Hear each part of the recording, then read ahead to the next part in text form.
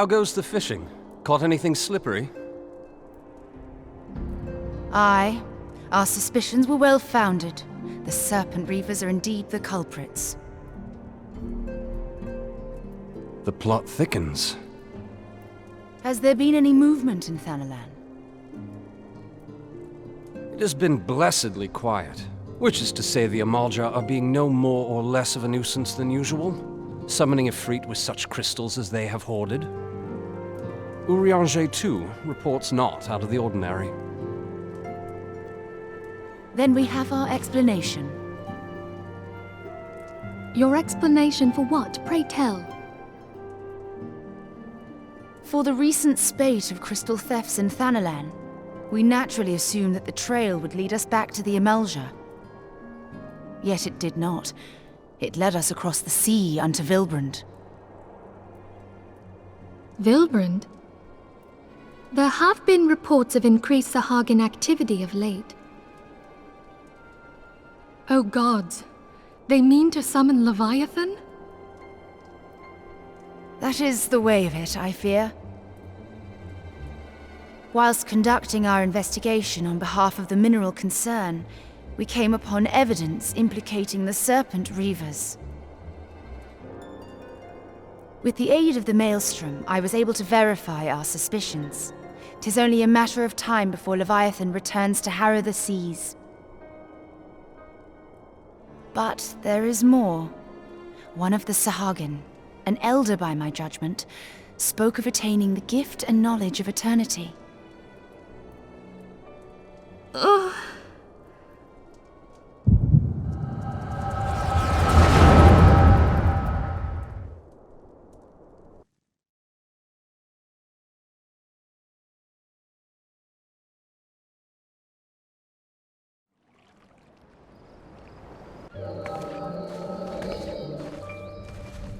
Such a disturbance in the ether.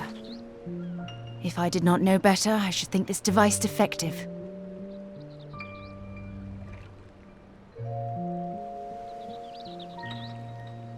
And there is the explanation.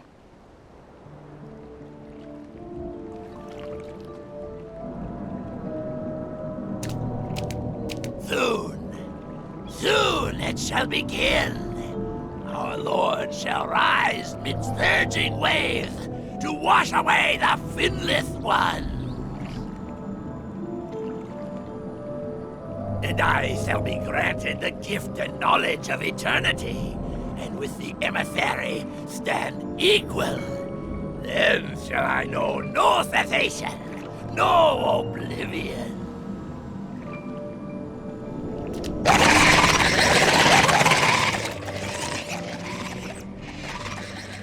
Whence comes this promise of immortality? The emissary? We have outstayed our welcome.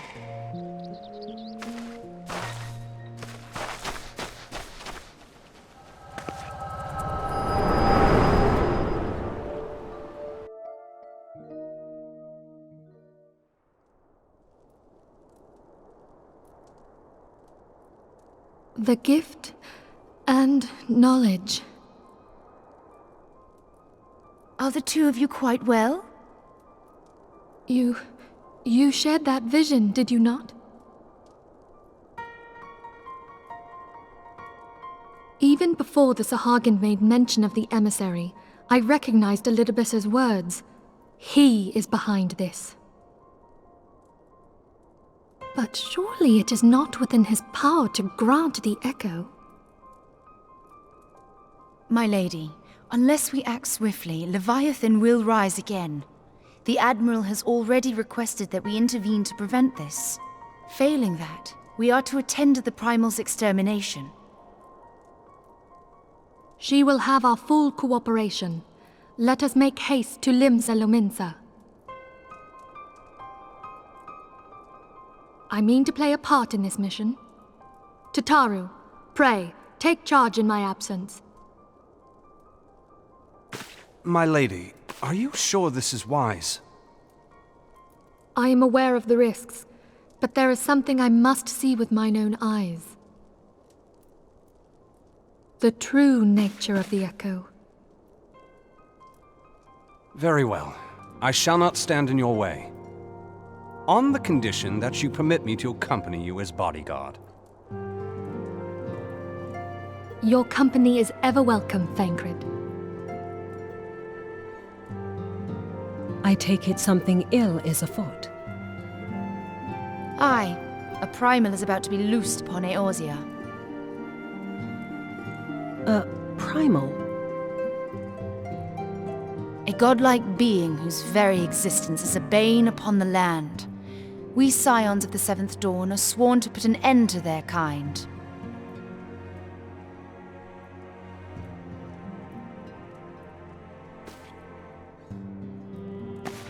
I see. Know then that I am learned in the arts of war. In return for the kindness you have shown my people, I would lend you my blade. It would be most welcome. When contending with a primal, one can never have too many able allies. If you crave a more intimate understanding of the problems facing Eorzea, this experience is like to provide it. Be sure to come well prepared.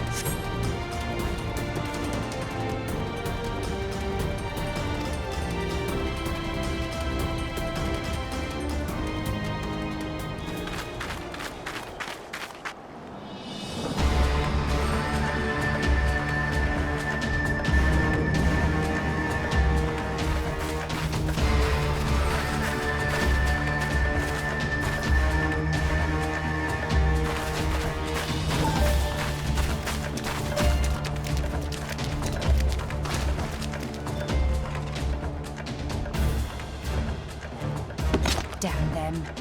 They have made thralls of soldiers and civilians both.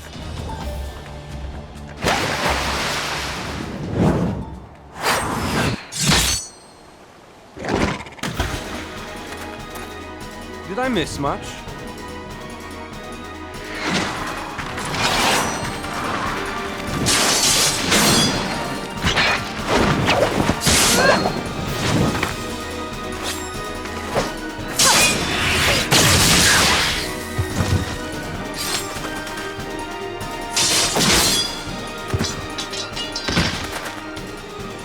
So that is how you fight in the Far East.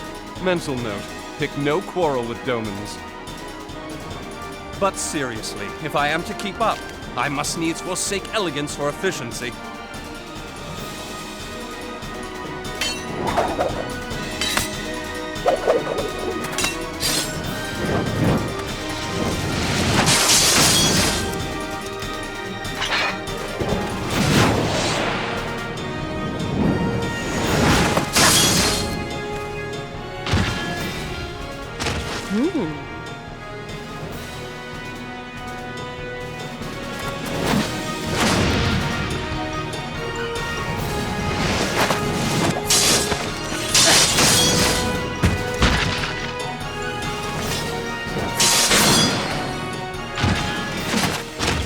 To the Aetheryte!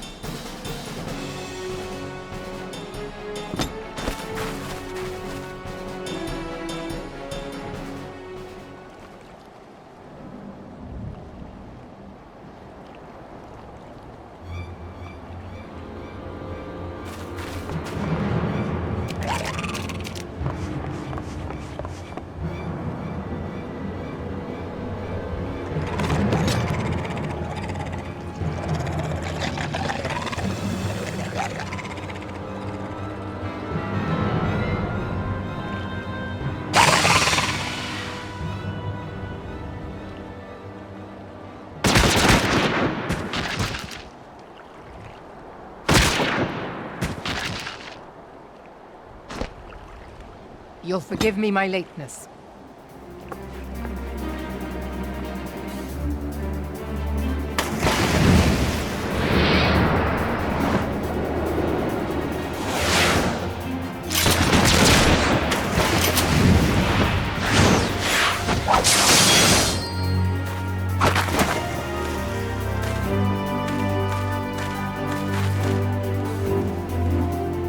I've been something of a liability of late, I know.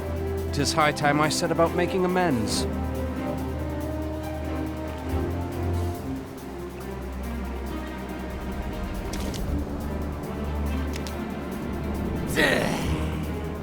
Long have you shriveled swordwalkers, tormented our kind.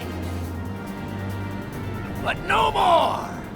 Your time is at an end! You shall perish with salt in your wounds and sea in your lungs.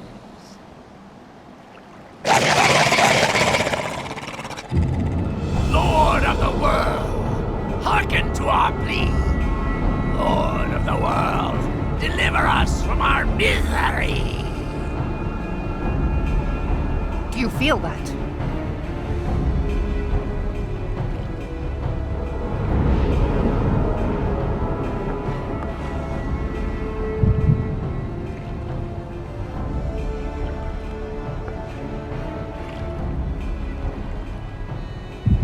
I know this sensation.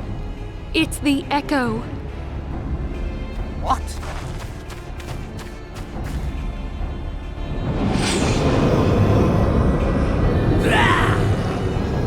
Such power! It is transcendent!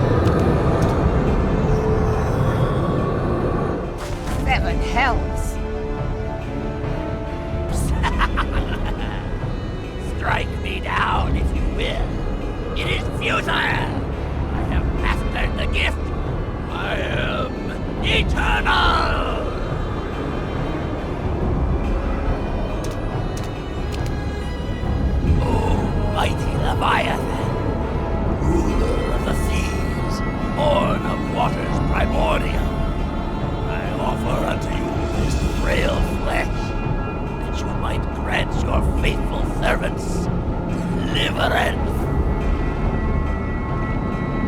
I beseech you, come forth!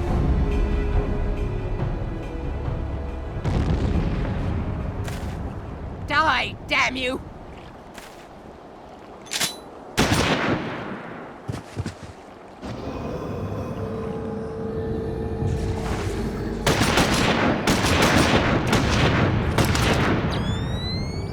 Foolish shorewalker!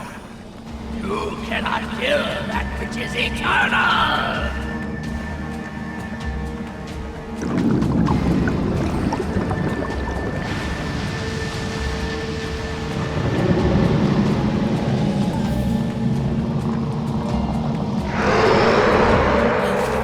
Heavens forfend.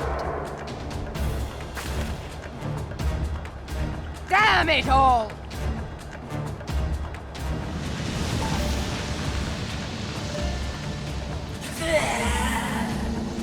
My being, ever the way. It should by right be infinite. Am I not immortal? Curse you, emissary! You promised me everlasting.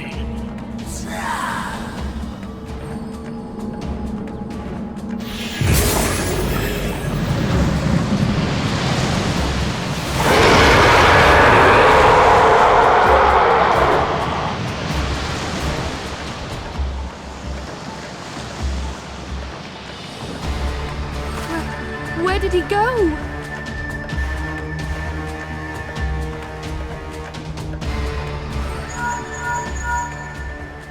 What say you? Nary a single ship? Hells take that sea demon! Gather the survivors and get to shore. Leave the wrecks for the pirates.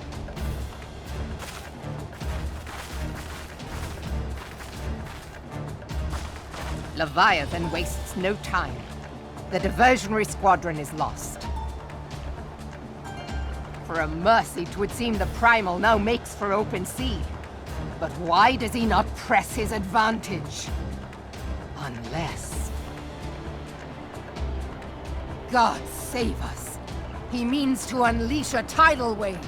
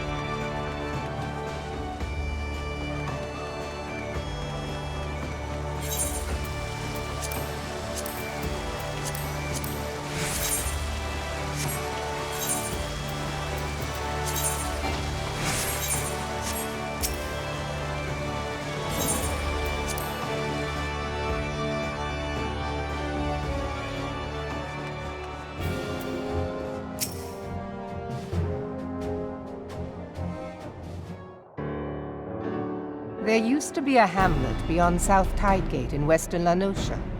Hearthstone, it was called. Some years prior to the Maelstrom's founding, Leviathan rose from the briny depths and set about unleashing watery hell upon us.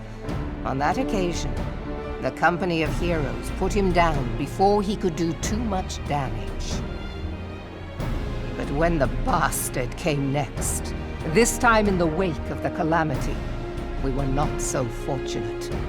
Weary of ravaging our shoreline, he summoned a tidal wave which fair leveled Hearthstone and washed the soil away for good measure. The area was subsequently occupied by the Sahagin. Aye, the thrice-damned creatures transformed it into a spawning ground for their brood. Given the quantity of crystals stolen to feed him and his legion of thralls, we can be fairly sure that Leviathan is stronger now than in his previous incarnations.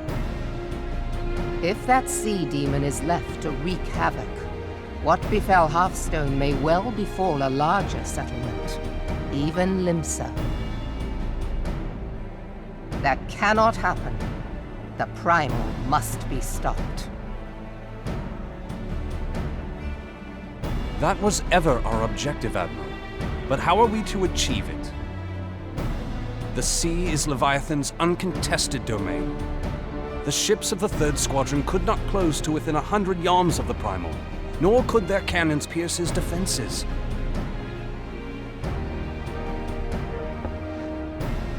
I have read the reports, Master Thancred. Our warships may as well have been bloody pleasure barges for all the good they did. 7 hells! Is there no way that we might strike back? The Company of Heroes defeated Leviathan, having first lured him into an inlet, but we must needs contend with him upon the open sea. It will avail us little to consult past experience.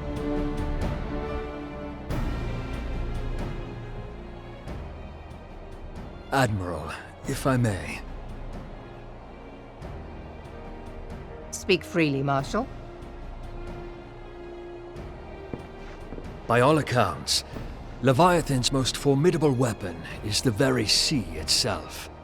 Waves and whirlpools, tides and currents, all these things are his to command. The key to victory, I believe, lies in disarming our foe. This, in effect, is what the Company of Heroes achieved with their ruse. We cannot lure Leviathan from the sea a second time. But what if we could weaken his hold upon the element of water? I have heard of devices capable of such wonders. They draw upon the power of corrupted crystals, I am told.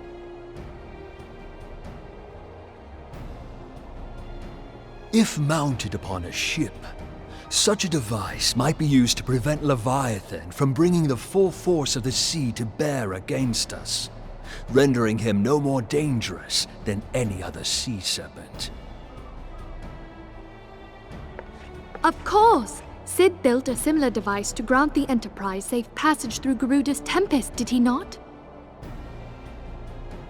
Begging your pardon, my lady, but to give credit where it's due, this is something I heard from an old arcanist friend of mine. It makes little difference who thought of it first, so long as it works. Beg the specifications of this device from your friend, and I shall pass them on to our people at Naldic and Vermelis. But before we proceed any further, I would voice one concern. Piercing Garuda's defenses is one thing. Suppressing Leviathan's attacks, quite another. In matters of science, I am as a babbling babe, but I cannot well imagine that such a feat would be possible without a veritable mountain of corrupted crystals. The question being, do we have a ship big enough to bear such a burden? Mayhap not, Admiral, but two might. Recall you the tale of Mistbeard's greatest haul? It is said that he lashed 2 ships together, side by side, the better to bear his plunder. By your leave, we might attempt to repeat the trick.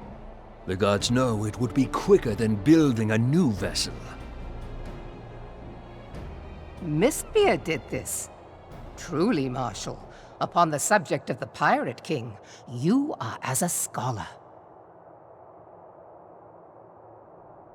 Now, from what I have gleaned of these matters, the device will need to be in close and constant proximity to the target.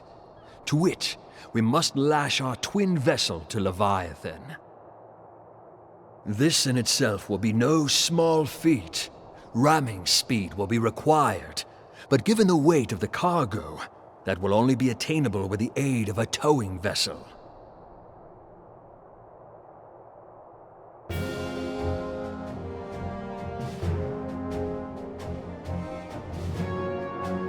Suffice it to say, the task of piloting said vessel will entail considerable danger, and I would not ask it of another. I volunteer myself. Will be dangerous for all involved, but we have no better recourse. Very well.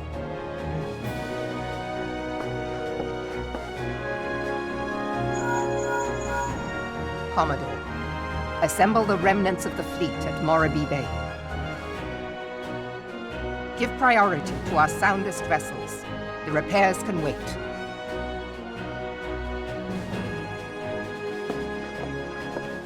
Storm Marshal Slafirson, command of the operation is yours. I want that twin vessel ready to sail post-haste.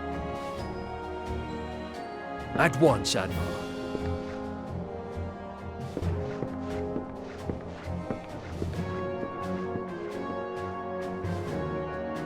And then there is the small matter of slaying the beast.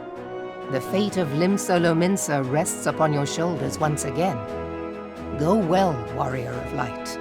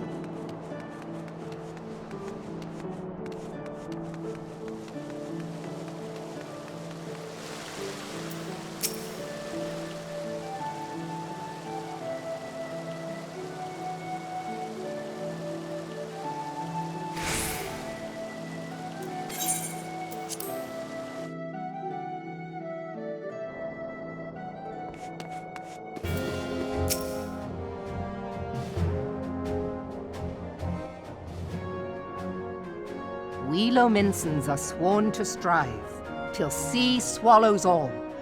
And swallow all it would have, had Leviathan prevailed.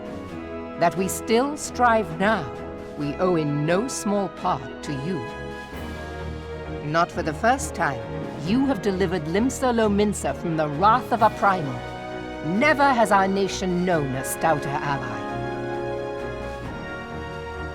On behalf of my people, I give you my humblest thanks.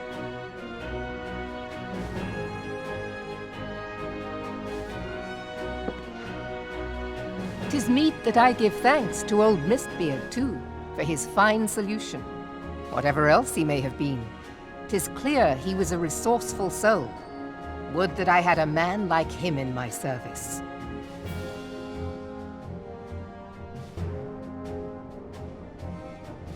Before I set foot in these lands, I had no inkling that the people of Eorzea contended with such mighty foes. Suffice it to say, their existence came as something of a shock, as did the idea that they could be defeated. This experience has served to remind me of the vastness of the world, and the boundless potential of man. Though I am but a refugee in this realm, I would fain be of use to you in your fight. Know that I am tutored in one of the foremost combat arts of the Far East. It may seem outlandish to the Eorzean eye, but should any of your people care to learn, I would be pleased to initiate them. And I will see to it that they are grateful. I have no doubt that your knowledge and skills will serve us well. Besides, your art is not so outlandish as you think. Would you not agree, Master Thancred? Naught escapes your searching eye, Admiral. Few are privy to this information, but Limsa Lominsa is home to a certain secret fraternity. Its members are trained in a form of combat not unlike your own. By my judgment, it should not be beyond such individuals to adapt to the techniques I witnessed you employing with such admirable deftness. I am heartened to hear this. I too noted a kinship between your style and mine own, though it seemed to me that you fought differently in the beginning. I suppose I did. What can I say? I'm a man of many talents. Though you may labor to believe it, Thancred was once something of a scoundrel who fraternized with the criminal class in these parts.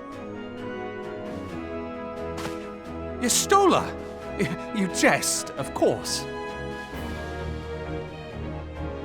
But for a chance encounter with Alphino's grandsire, he might never have left Limsa Lominsa, or received an education in Sharlayan, or taken up his post in Uldar, which is where he trained in the blade, lest you wonder.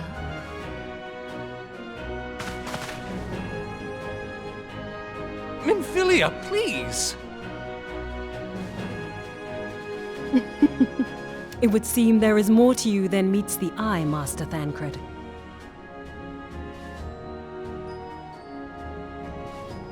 Lady Yugiri, I am told that you and yours came to Eorzea seeking permanent resettlement, and that many domins have since been engaged as frontier hands at Revenant's Toll. Moderna is many things, but a place of refuge it is not. Know that I would like nothing better than to furnish your people with a new home here on Lominsan soil. Alas, racked by instability as we are, our nation is in no fit state to take you in. Yet I'll not have it said that we turned a blind eye to your suffering. Until such time as we can do more, I pledge to send provisions. We are in your debt, Admiral. I realize that it scarce qualifies as repayment, but if it please you, I shall set about sharing my martial knowledge with your people at once.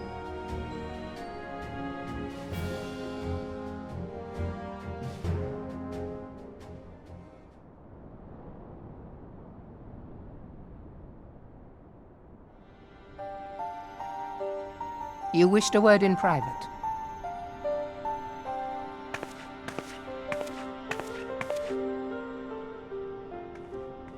The better not to spoil the festive mood.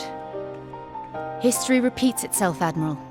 As the kobolds did before them, the Sahagin resorted to summoning their god over a territorial feud. They acted in self-preservation. It may be that the Sahagin initiated this particular clash, but how it begins does not interest me so much as how it ends.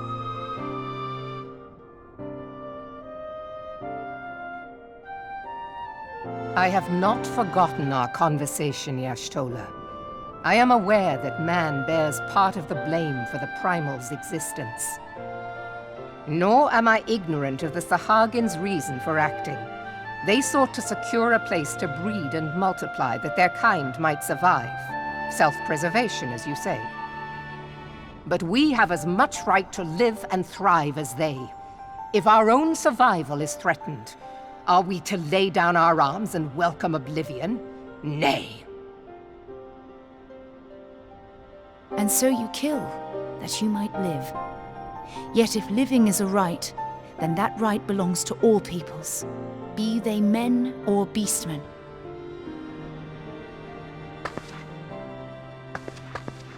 I'll not deny your reasoning. But when a storm gathers, it falls to me to see my people safely through it. That is my duty, and I shall do it.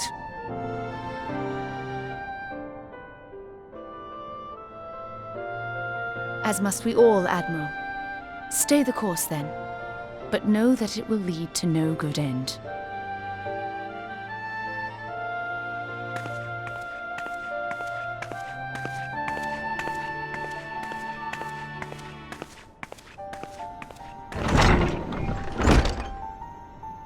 Man has ever put himself first and foremost. To justify his actions, he clads himself in the armor of righteousness, though it be a fancy of his own making. In this, mayhap the Garleans and we Domans are not so different.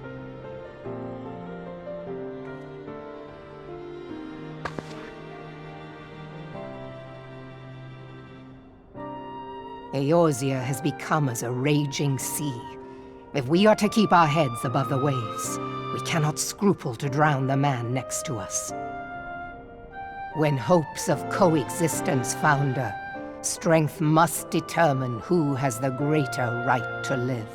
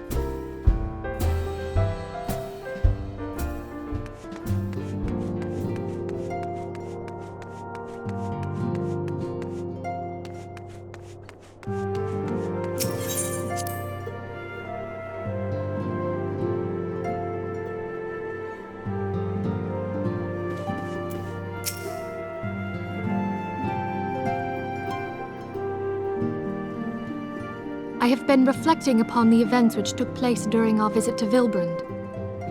If you have a moment, I would share my conclusions with you. Please, bear with me. When the Sahagin Elder summoned Leviathan, he employed the power we have come to know as the Echo. Though I cannot well explain the how of it, it would seem he became immortal in so doing. When the Admiral subsequently slew him, his spirit emerged from his lifeless flesh, a consciousness shorn of physical form. Thus transfigured, he took up residence in the body of his minion with the ease of a man donning a favorite glove. Long have I known that the Echo allows one to pass through the walls of a man's soul. But never did I imagine that it could free us from our own flesh, nor less that our souls could then occupy the next corporeal vessel to take our fancy. It was of this that Elidibus spoke, an existence which knows neither cessation nor oblivion. And yet, though the Sahagin had mastered his gift and thereby become immortal, he was by no means invulnerable. As we both bore witness, he was ultimately absorbed into Leviathan. And the import of this observation? If the Ascians' mode of existence is indeed the same, it can be inferred that they too are not invulnerable, that they can be destroyed. There exists a legend which tells of souls who are reborn upon the cusp of each umbral calamity, that they might stay the encroaching darkness. To most, it is but a fairy tale, yet recent events have given me cause to wonder. Could the legend in fact refer to the Echo? Much and more yet remains unknown, but I am confident that all will become clear in time. For the present, however, what matters is that the key to defeating the Ascians may at last be within sight. With Urianger's aid, it is my hope that I shall fathom this matter ere long.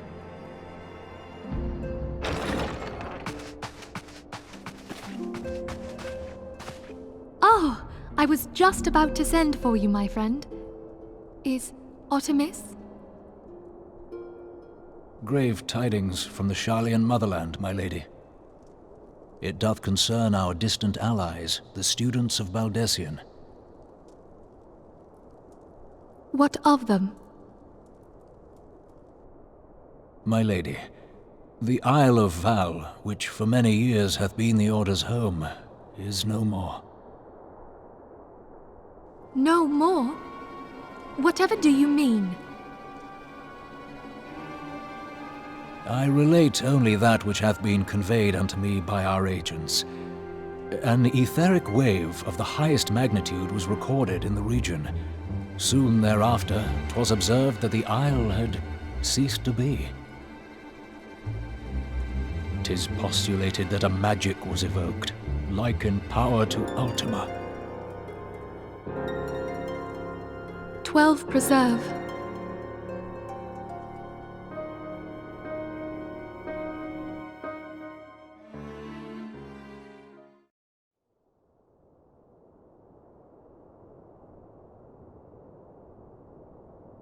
If there are no other matters, I move that today's meeting be adjourned.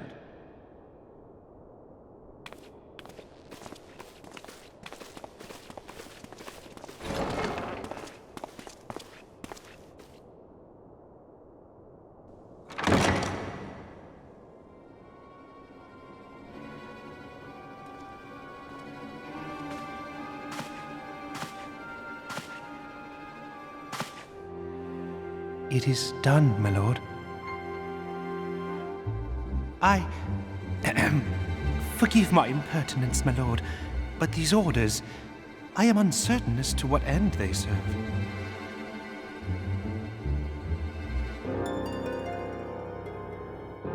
Revolution.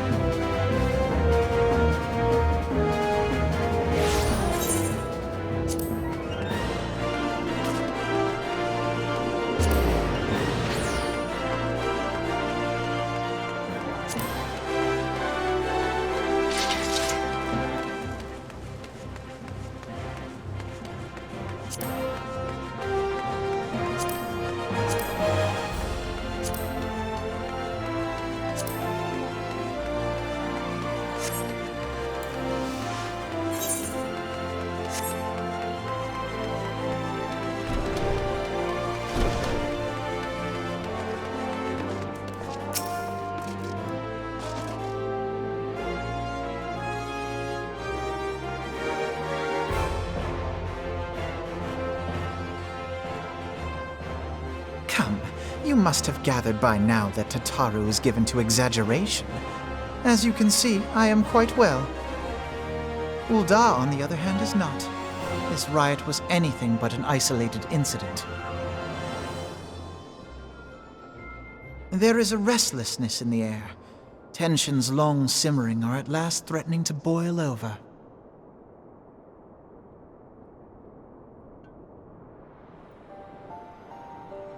Ul'dah is a nation infamous for the great disparity between the wealthy and the poor. The majority of the populace accepts this state of affairs because they believe that every man bears responsibility for his own lot in life. To an Ul'dan, money is the foremost, and some would say the only measure of a man's worth. Small wonder that the wealthiest wield the greatest influence. So where do the refugees fit into this social hierarchy? What place is there for those who fled Alamigo and the destruction of the Calamity? Plainly, there is none. They have no wealth, no power, and no worth. To the Ul'Dan way of thinking, they may as well not exist.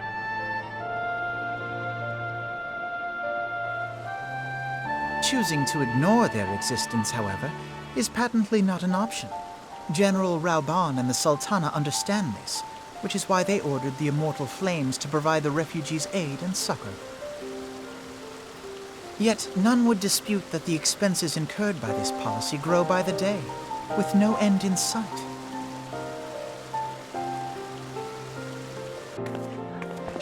This has prompted more and more Ul'Dans to question their obligation to aid these worthless wanderers. While more and more refugees have come to resent their treatment at the hands of the sneering citizenry.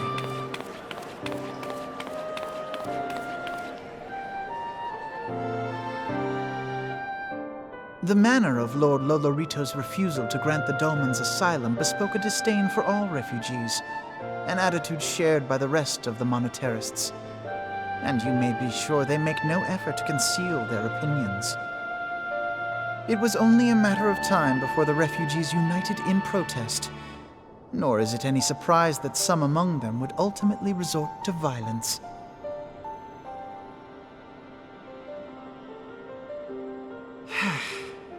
That the Immortal Flames should choose this of all occasions to engage in joint training exercises with the other Grand Companies. By the time they return, the situation may well have deteriorated beyond mending.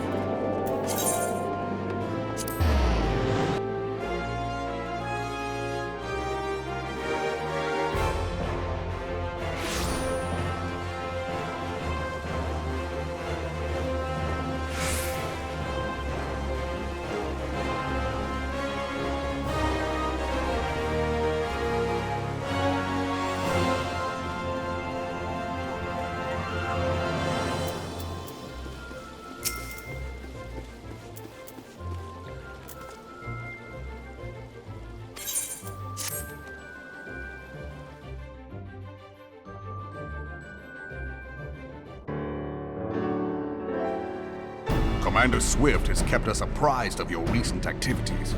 You've made great strides towards quelling the violence. Despite our best efforts to determine what provoked this uprising, the truth continues to elude us. Have you uncovered aught which might shed some light on the mystery?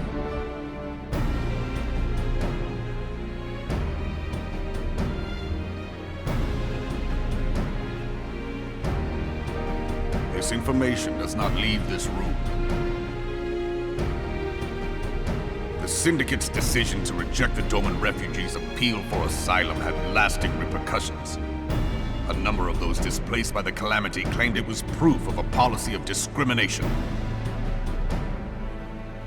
Together with a group of Alamegan refugees, they organized a series of demonstrations to protest against the Sultanate. Demonstrations which became heated, but did not descend into violence. Until a certain incident served as a call to arms. A unit of brass blades sent to supervise a demonstration loosed arrows upon unarmed protesters. It was this atrocity which prompted the refugees to take up arms. I need not tell you what followed. We assumed at first that the attack was born of a miscommunication. When emotions run high, they happen. But suspicions were raised regarding the unit's commanding officer, whom I ordered interrogated. Sure enough, our fears were soon confirmed. The dog confessed that a merchant had offered him coin to give the order. A merchant in the employ of Teleji Adeleji. Teleji Adeleji. But he spoke in favor of the Doman's cause, and has ever seemed sympathetic towards the refugees' plight. Why would he do such a thing? Know you of the Cartano Reclamation Bill? It is a proposal to annex the Cartano Flats so that refugees may establish permanent settlements. When last I looked, that was disputed territory. Aye. Some might even call it a battlefield.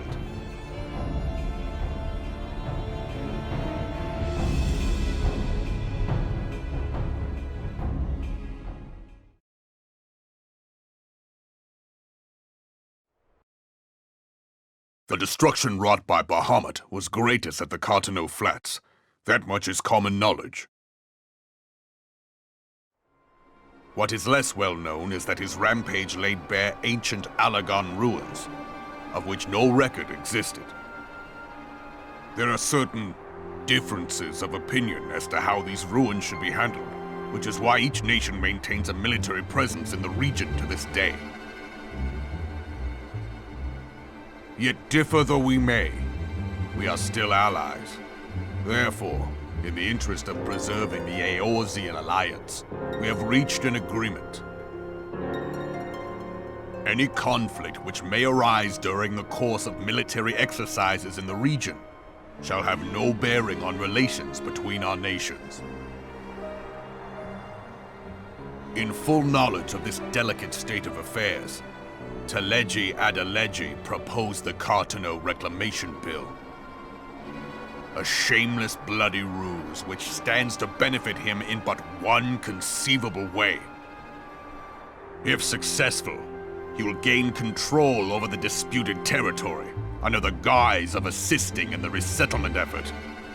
And you can be sure he'll build an orphanage next to every Alagon ruin.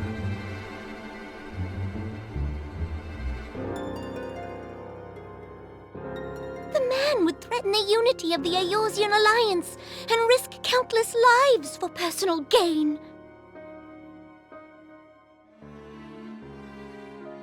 He walks a path all his own, independent of any faction and beholden to none of his fellows on the Syndicate.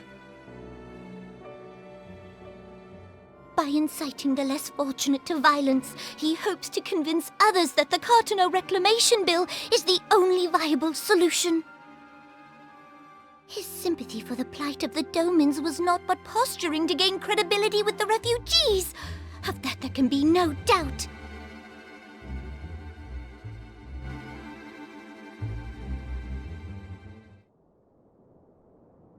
Forgive me, but what could possibly motivate Teleji Adeleji to go to such lengths? What is so special about these ruins that he would risk his position on the Syndicate, and, most likely, charges of treason against the Sultanate? Omega. Pardon?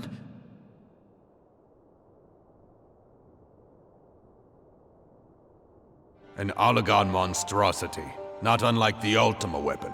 Mayhap larger, we know not. It has yet to be fully excavated. Oligon inscriptions indicate that it was created to fell Bahamut himself. If accurate, it might explain why Nail Van Darnus chose to bring the Red Moon down upon the Cotonou Flats. Given the ends he went to ensure Eorzea's annihilation, destroying the one weapon which could stay the Elder Primal may well have seemed like good sense. When first I bore witness to the power of the Ultima weapon, I doubted the evidence of my senses. And now you tell me there is another such weapon, one which could contend with Bahamut. Bahamut! Aye, we were skeptical ourselves. Truth be told, until the Ultima weapon's existence came to light, we thought the inscription had been mistranslated. At present, Omega is more akin to a fossil than a tool of war, having long since ceased to function. As such, its true potential cannot accurately be gauged. However, if someone were to restore it, as the Garleans did the Ultima weapon, I have little doubt that he would wield untold power. Power enough to subjugate Uldar like as not, and the rest of Eorzea besides, which is doubtless why Teleji Adeleji yearns to have it. That he should aspire to world domination. He who has ever walked 2 paces behind Lord Lolorito in matters of commerce. 'Tis in acknowledgement of his own limitations that he seeks this power. Woe betide us all should we allow him to have it.